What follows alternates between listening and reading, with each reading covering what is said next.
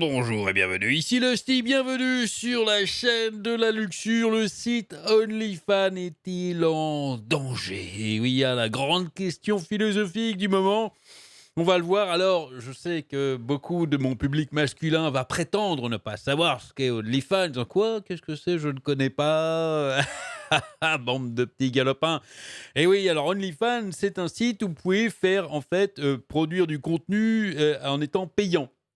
C'est-à-dire, vous pouvez avoir un système d'abonnement, des gens peuvent s'abonner à votre page et puis vous leur fournissez du contenu ou alors vous pouvez faire payer par contenu, voilà.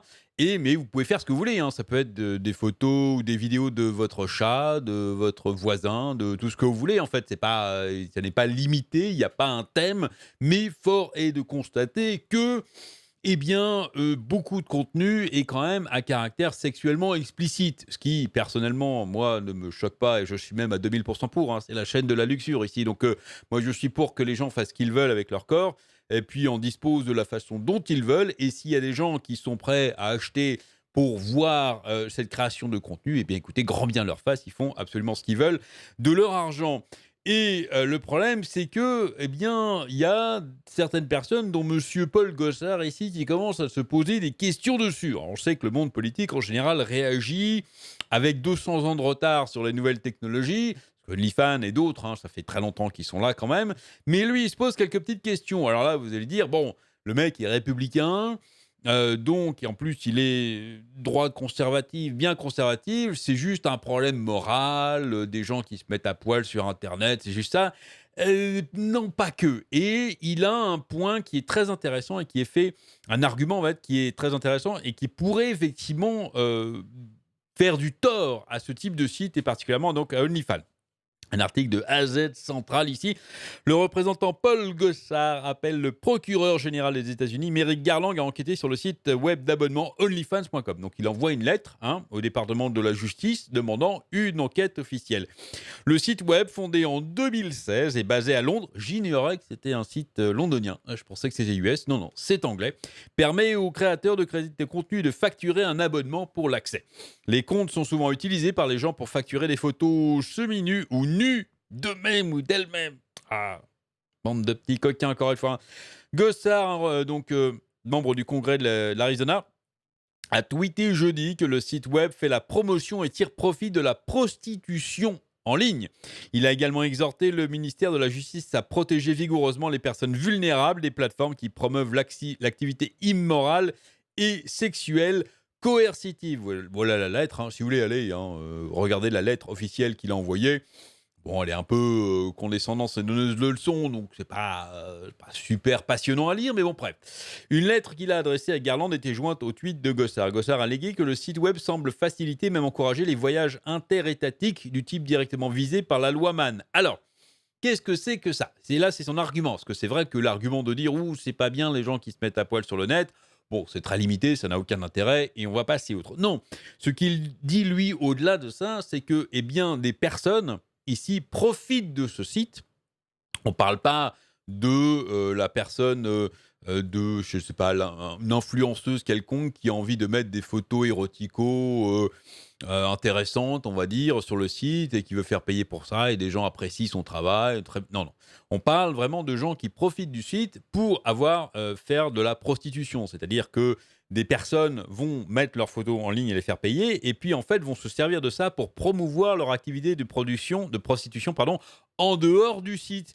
Et du coup, pour inviter des gens, des clients potentiels à venir les voir en dehors du site et donc de manière, ce qu'il appelle ici interétatique, parce qu'aux États-Unis, chaque État, évidemment, a des lois différentes, surtout sur les matières de prostitution, parce qu'il y a certains États où c'est illégal, d'autres où c'est légal, je crois. Hein, je crois qu'il y a certains États où c'est légal. Enfin, il y a quand même des différences et des variances.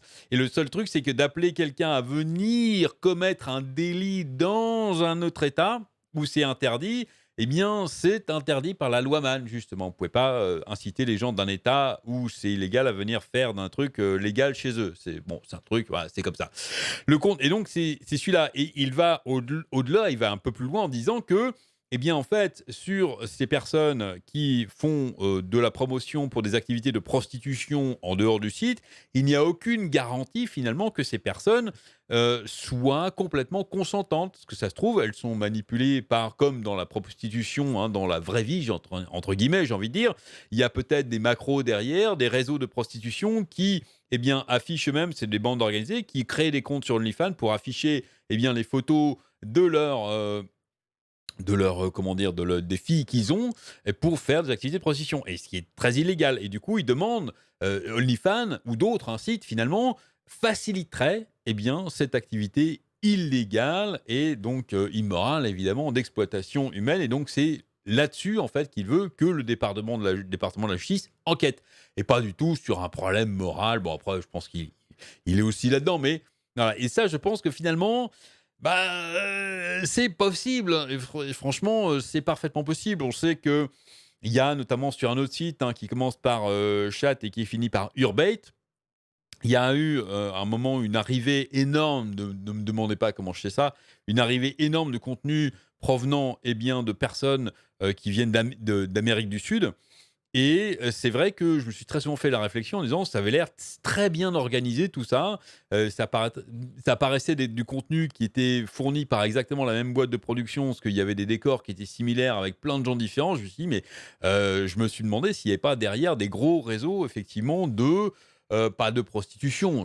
C'est vrai, les gens vont pas faire le voyage jusqu'au Nicaragua pour aller rencontrer de filles, mais des réseaux où peut-être ces personnes qui passent devant la caméra ne sont pas forcément toutes consentantes. Donc voilà, on peut se poser des questions et c'est vrai que, ce type de site, finalement, je ne sais pas ce qu'ils font et on ne sait pas ce qu'ils font pour lutter contre cette utilisation illicite de leur site et du coup, bah, ça pourrait leur causer du grand tort s'il commence à y avoir des petites enquêtes dessus et si effectivement on trouve s'il y a le département de justice trouve qu'il y a matière à enquêter et qu'il trouve effectivement ne serait-ce qu'un seul réseau de prostitution ou une personne qui a été forcée d'être dessus, le site pourrait avoir des très, très gros problèmes et du coup, ça pourrait handicaper toutes les autres personnes, l'immense majorité des personnes légitimes qui sont dessus et ce serait vraiment très, très, très dommage. Avant l'adoption de la loi ici, pardon, la base de l'enquête demandée par Gossard repose sur la loi Mann, également connue sur le nom de la loi des esclaves sur les esclaves blancs. C'est bizarre ce titre. La loi a été créée en 1910, ça explique peut-être, pour empêcher le transport des femmes et des filles à travers les frontières de l'État à des fins de prostitution ou de débauche ou à toute autre fin immorale. Ça sent la vieille loi qui sent la poussière quand même. Ceci dit, la prostitution pour forcer des filles ou des femmes à faire de la prostitution, c'est normal. On va pas changer ça. Avant l'adoption de la loi, il y avait des rumeurs xénophobes que des hommes immigrés kidnappaient et utilisaient des Américaines comme prostituées. Putain, la vache. Ah, c'est autre temps, autre mœurs. Hein. Ouf. Parfois, la loi Mann est utilisée même dans les cas où le sexe était consensuel entre les deux parties. Plus tard, il a été modifié pour inclure la pornographie juvénile. Et ça, évidemment, c'est très bien. Pas la pornographie juvénile, hein, modifiée pour l'inclure, pour que ça soit interdit. Attention, faites pas dire ce que j'ai pas dit.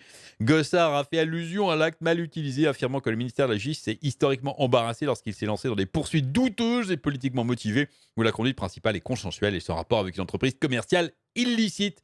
Et il a donné des exemples. Bon, il donne des exemples, voilà, juste pour dire qu'il aimerait bien, en fait, qu'effectivement, il fasse une vraie enquête sur. Alors, il cite OnlyFans, mais je pense qu'il y a plein d'autres sites, hein, celui que j'ai cité, notamment tous les sites de cam, finalement. Est-ce qu'il n'y a pas des personnes derrière qui sont manipulées et qui sont forcées de se mettre devant ces caméras pour rapporter de l'argent? Parce que sinon, c'est une manière simple, hein, de rapporter des thunes.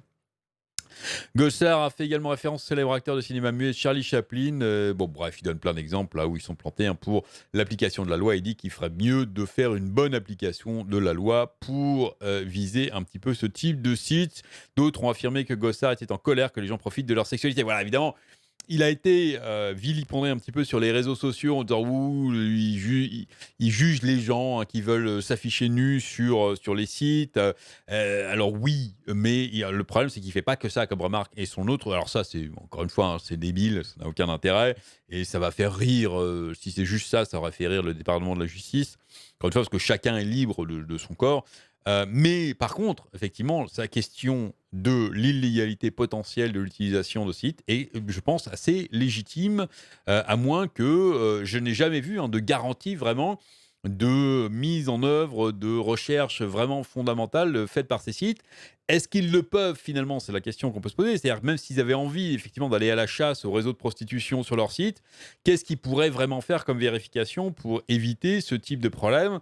Moi, je vois pas trop, mais je pense qu'ils pourraient quand même faire des choses, ou en tout cas montrer qu'ils ont la volonté, en tout cas de le faire, et peut-être, eh bien, comment dire? Participer ou collaborer avec, le département de la justice ou d'autres enquêteurs qui aimeraient mettre fin à ces pratiques douteuses. Voilà, donc il pourrait peut-être prochainement avoir des problèmes, on verra.